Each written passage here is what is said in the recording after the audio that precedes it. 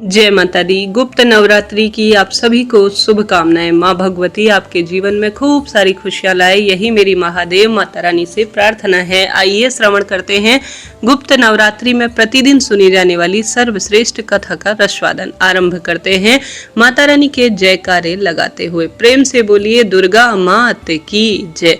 कथा में लिखा गया है, प्रत्येक वर्ष 4 नवरात्रि के व्रत धारण किए जाते हैं जो अपने आप में अद्भुत होते हैं, जिसमें से 2 प्रकट नवरात्रि के रूप में और 2 गुप्त नवरात्रि के रूप में चैत्र और अश्विन के महीने में शुक्ल पक्ष प्रतिपदा से लेकर नवमी तक 9 दुर्गाओं की पूजा की जाती है। वही माघ मास में और आषाढ़ माह में शुक्ल पक्ष प्रतिपदा से लेकर नवमी तक माता के 10 महाविद्याओं के पूजन के लिए जानी जाती है। 10 महाविद्या जो कि इस दौरान माता काली, माता तारा, माता त्रिपुर सुंदरी, माता भुवनेश्वरी, माता छिन्न माता, माता त्रिपुर भैरवी, माता धूमावती, माता बगलामुखी, माँ मातंगी तथा माँ कमला देवी की इस दौरान पूजा अर्चना की जाती है। जो भी भक्त सच्ची श्रद्धा से नियम और निष्ठा के साथ गुप्त नवरात्रि के दौरान 10 महाविद्या का पूजन करते हैं, इस दौरान दुर्गा सप्तशती का पाठ, दुर्गा चालीसा, देवी महत्म आदि का पाठ वह श्रवण करते हैं। इससे व्यक्ति के सभी दुख और कलेश दूर हो जाते हैं। इससे आध्यात्मिक विकास होता है, मन की और शरीर की शुद्धि भी होती है और मानसिक शांति मिलती है।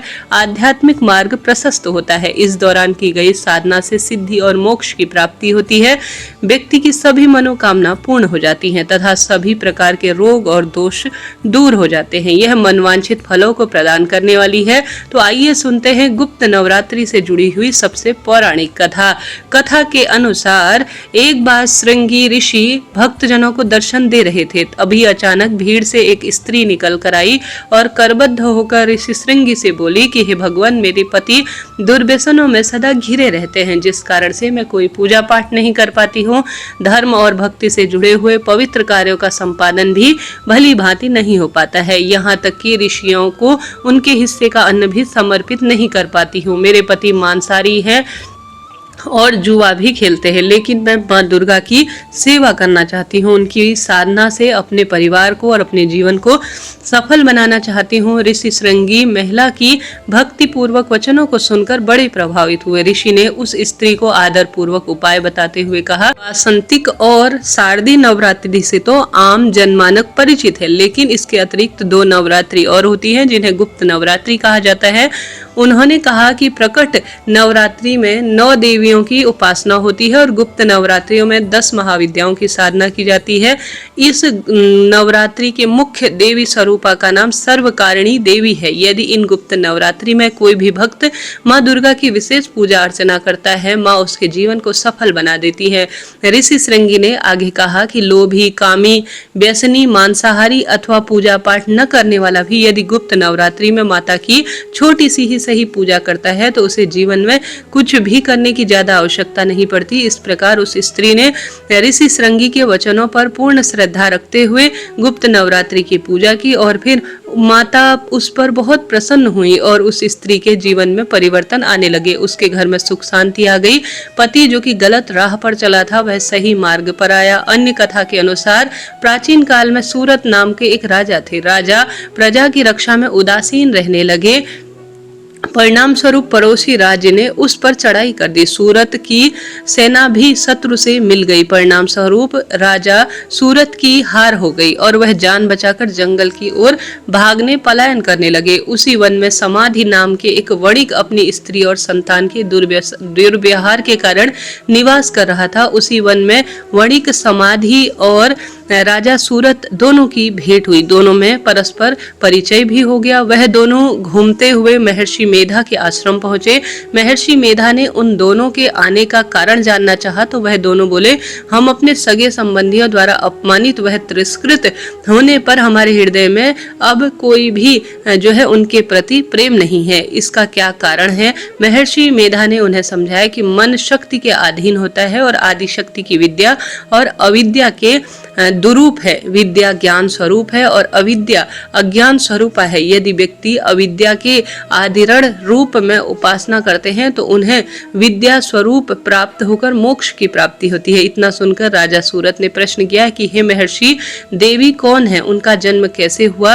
महर्षि बोले, आप जिस देवी के विषय में पूछ रहे हो वह नित्य स्वरूपा और विश्वव्यापिनी है। उनके बारे में ध्यान पूर्वक सुनो। काल्पांतर के समय विष्णु भगवान क्षीर सागर में अनंत शैया पर शयन कर रहे थे। तब उनके दोनों कानों में मधु और कैटभ नामक दो दैत्य उत्पन्न हुए। वह दोनों विष्णु की नाभि कमल से उत्पन्न ब्रह्मा जी को मारने के लिए उद्धृत हो उठे। ब्रह्मा जी ने उन दोनों राक्षसों को देखकर विष्णु जी की शरण में जाने की सोची, परंतु विष्णु भगवान ने उस समय जो सो रहे थे तब उन्होंने विष्णु भगवान को जगाने हेतु उनके नैनों में निवास करने के लिए योग निद्रा देवी की स्तुति की। परिणाम स्वरूप तमोगुणी अधिष्ठात्री देवी भगवान विष्णु के नेत्र, नासिका, मुख तथा हृदय से निकलकर ब्रह्मा के सामने उपस्थित हो गई। योग निद्रा के निकलते ही विष्णु भगवान उठकर बैठ गए। भगवान विष्णु और उन राक्षसों में 5000 वर्षों तक युद्ध चला। अंत में मधु और कैटभ दोनों राक्षस मारे गए।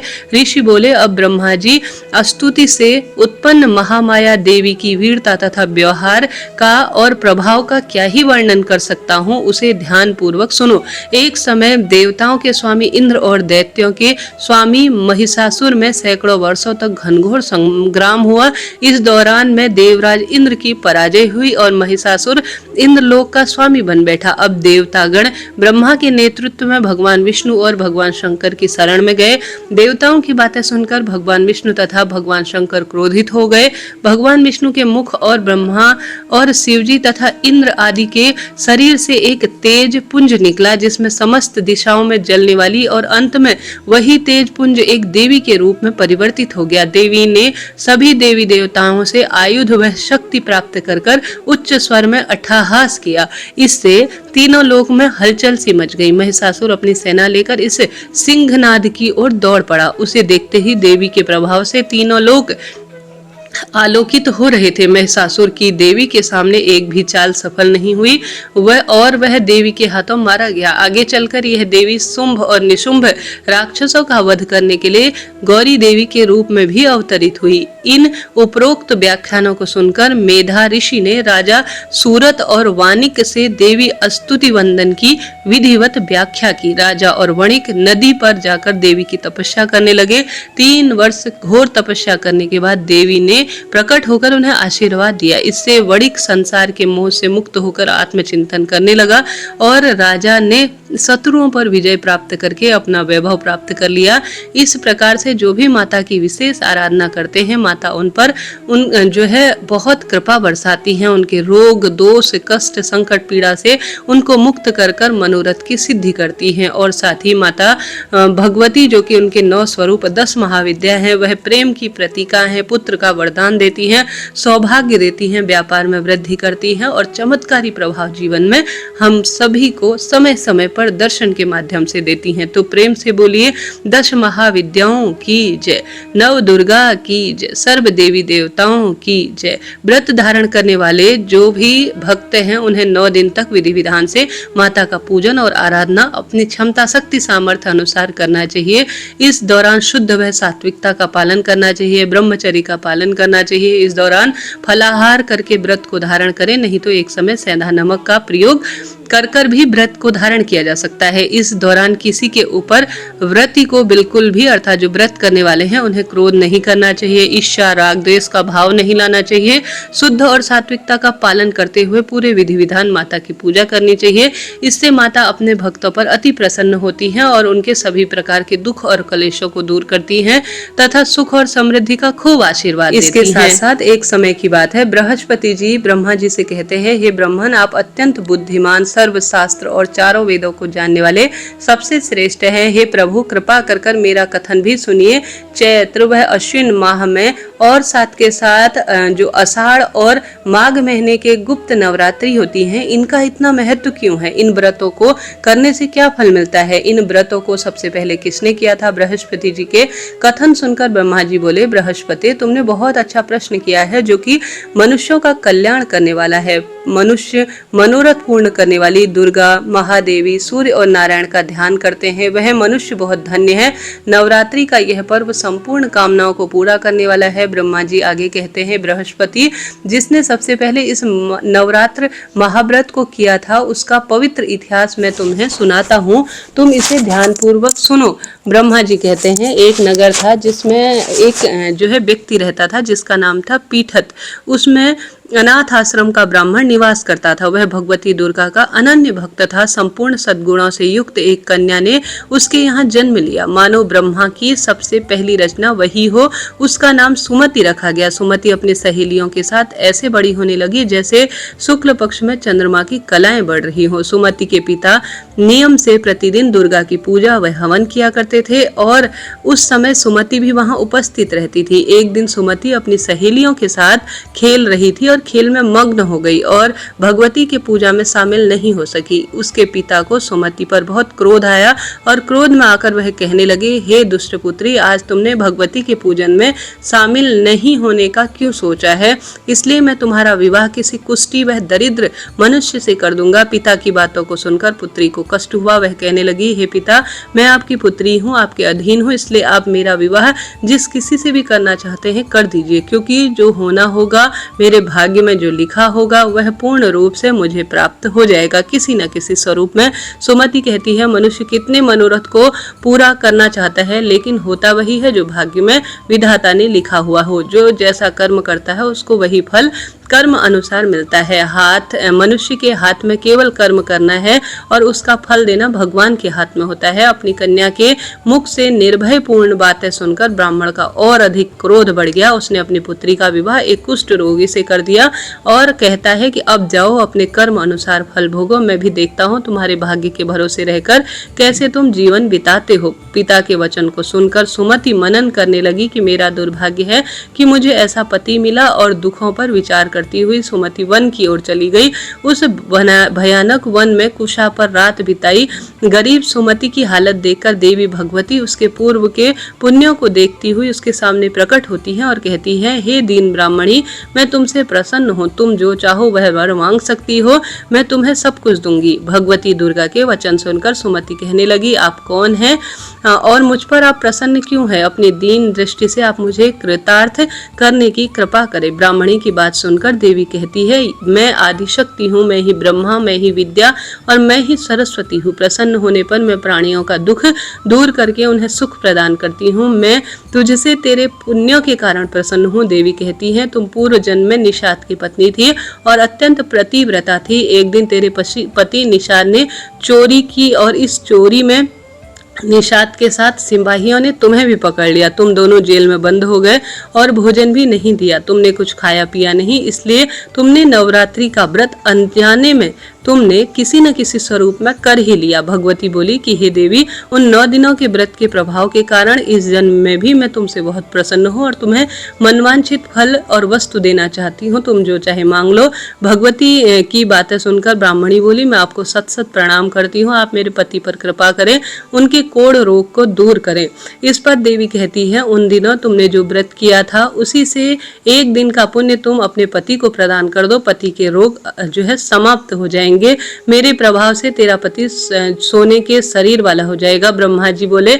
इस प्रकार देवी के वचन सुनकर वह ब्राह्मणी बहुत खुश हुई और अपने पति को निरोगी देखने की इच्छा से बहुत प्रसन्न हुई। ऐसे बोलते हुए माता के जयकारे लगाने लगे। उसके पति का शरीर भगवती की कृपा से ठीक हो गया और सोने के कांति से स्वरूप में हो गया, मानो उसकी कांति चंद्रमा के समक्ष पड़ रही हो, अर्थात वह बहुत कांतिवान हो गया। पति के मनोहर देह को देखकर ब्राह्मणी देवी को अति पराक्रम वाली समझकर स्तुति करने लगी और कहने लगी, हे दुर्गे, आप सब दुखों को दूर करने वाली, तीनों लोकों के कष्ट को हरने वाली, दुखों का निवारण करने वाली, रोगी को निरोगी करने वाली हो, प्रसन्न होने पर मनवांछित फल देने वाली हो, दुष्ट मनुष्यों का नाश करने वाली हो, तुम ही सारे जगत की माता वह पिता हो। हे अम्बे माँ, मेरे पिता ने क्रोध में मेरा विवाह एक कुष्ठी के साथ किया था और घर से निकाल दिया था। पिता की निकली हुई बेटी को आपने पूर्ण सहारा दिया है। ब्राह्मणी कहती है, हे देवी, दुखों के इस संसार में आपने मुझे बाहर निकाला है। हे देवी, मैं आपको बारंबार प्रणाम करती हूँ। ब्रह्मा जी बोले, हे बृहस्पति, उस सुमति ने मन में देवी की बहुत सारी स्तुति की और उसकी स्तुति से देवी को बहुत संतोष हुआ। देवी ने ब्राह्मणी से कहा कि तुम्हारे घर में एक अति बुद्धिमान, धनवान, कीर्तिमान और जितेंद्रीय पुत्र जो है पैदा होगा, जिसका नाम उदालक होगा। देवी ब्राह्मणी के से कहने लगी, हे ब्राह्मणी, तेरी कोई और इच्छा हो तो उसे भी मांग लो। ब्राह्मणी कहती है, हे माँ, अगर आप मुझसे प्रसन्न है तो मुझे नवरात्रि करने की विधि सविस्तार बताओ। ब्राह्मणी के वचन सुनकर देवी कहती है, मैं तुम्हें संपूर्ण नाशों को जो है पापों का नाश करने वाले नवरात्रि व्रत की विधि बताती हूँ, ध्यान से सुनो। अश्विन माह के या आप सभी माघ माह के और साथ के साथ आषाढ़ माह के गुप्त नवरात्रि के प्रथम दिन से अर्थात प्रतिपदा से लेकर 9 दिनों तक विधि पूर्वक व्रत, पूजा पाठ अपनी इच्छा शक्ति सामर्थ्य अनुसार करो। यदि दिन भर व्रत नहीं रख सकते तो एक समय का भोजन करो। ब्राह्मणों को पूछकर घट स्थापना या वाटिका बनाकर उसको प्रतिदिन जल से सींचे। महाकाली, महालक्ष्मी, महासरस्वती की मूर्ति बनाकर नित्य नियम से विधि विधान से पूजा अर्चना करो। पुष्पों का अर्घ दो। बिजौरे के पुष्प का अर्घ देने से रूप की प्राप्ति होती है। जायफल की से कांति आती है। दाख से कार्य की सिद्धि होती है। आंवले के सूखे वह केले के भूषण की प्राप्ति होती है।